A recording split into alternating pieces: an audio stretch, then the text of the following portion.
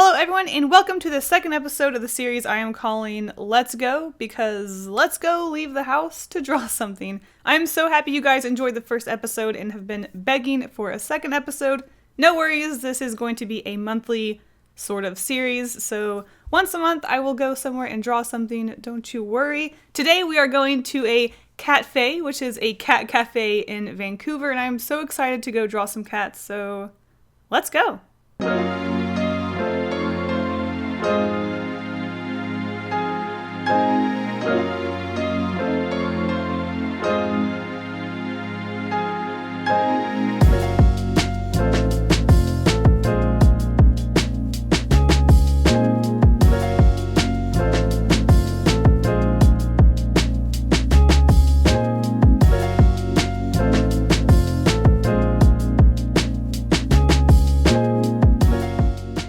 Okay, so time to finally get into drawing cats is what I would say if I actually drew cats at the cat cafe. So when you go to the cat cafe, you have to reserve a certain time slot, and that time slot is only an hour long. By the time I got there, sipped on my coffee a little bit, took some footage of some cats, and then sat down to actually draw some cats, I really didn't want to draw cats. At that point, I only had about 30 minutes to draw some cats, and I didn't want to rush it because when I rush and push myself and put a lot of pressure on myself, they turn out like crap.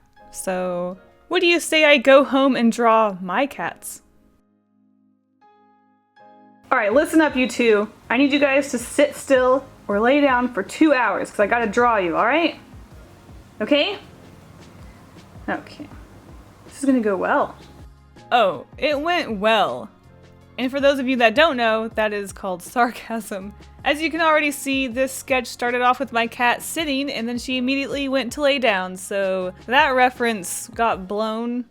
Thanks, Licky.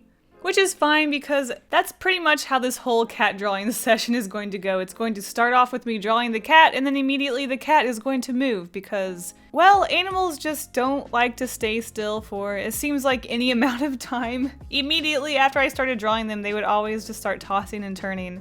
So it was quite a challenge drawing something that was never in the position for more than 2 seconds. So you're probably asking why I started this little clip midway through. Well, midway through a bee flew in and I went to go get it out and it spooked my cat. Get out of here, you stupid bee! Ugh! She went into hiding and I wasn't able to finish this with reference, so thanks, Licky. Which was fine. As cute as the sketch was, it was sort of looking like a Simpsons cat.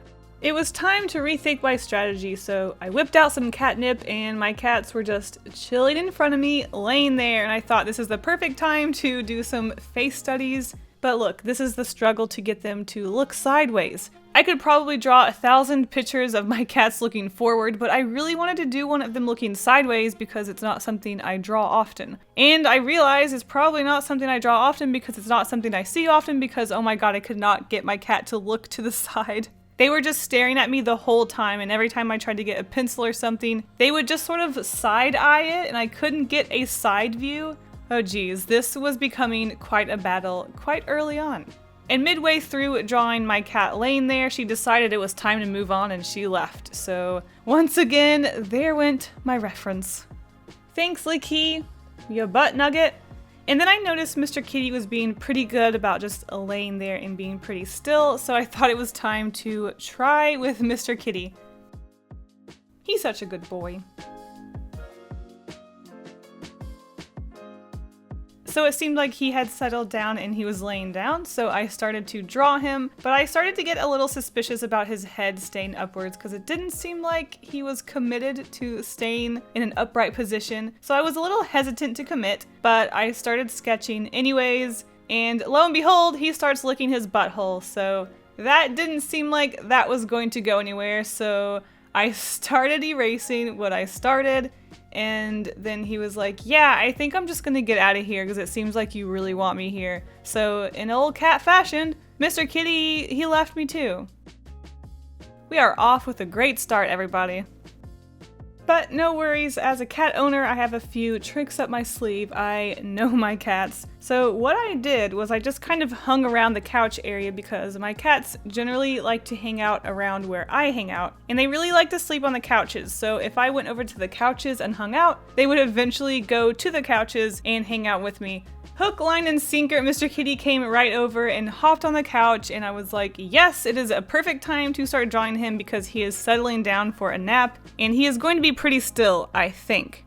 So I started drawing him, and for the most part, he stayed pretty still. He did move and shift a little bit, but I was just happy to get a sketch where they didn't leave me midway through.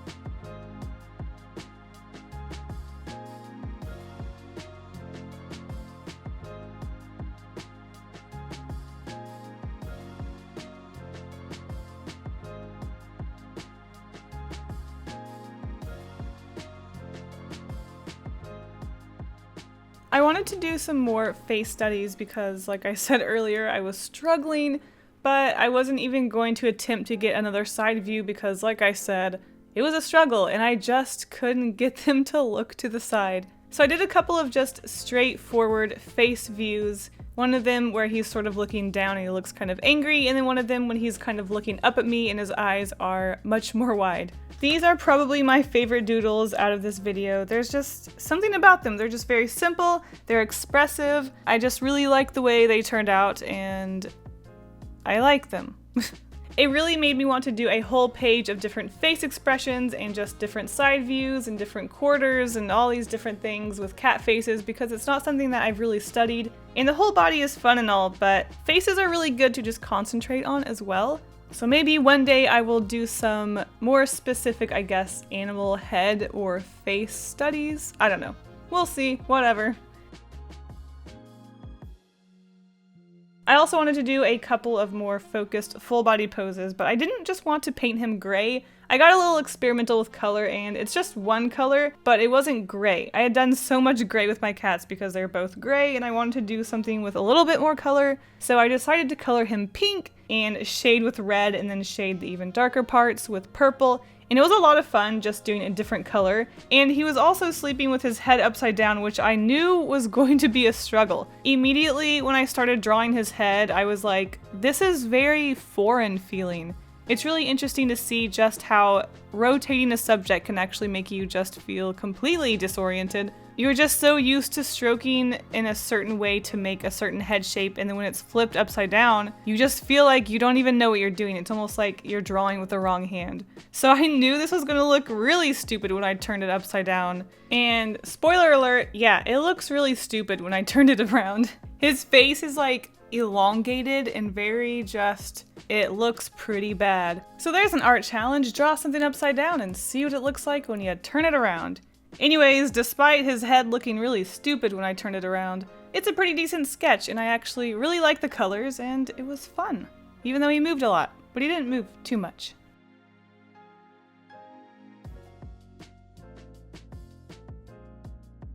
Oh my gosh, just look at it. And it was time for the final sketch, and this time he was curled up in a classic little kitty ball, and I thought it was so cute, of course. It's my little kitty.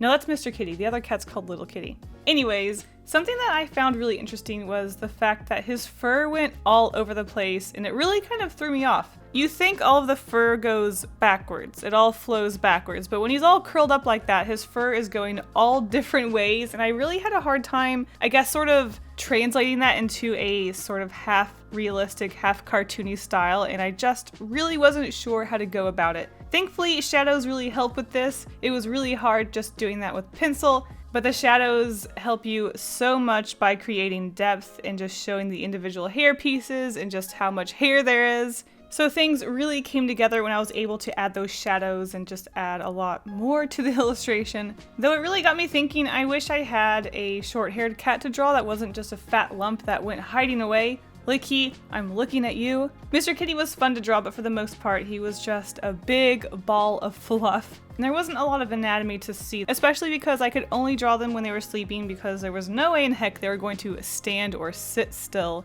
So drawing from real life is really good, but when you can't look at a reference picture or some sort of pose, I guess that's where it can have its disadvantages. But it was still a lot of fun drawing cats from real life.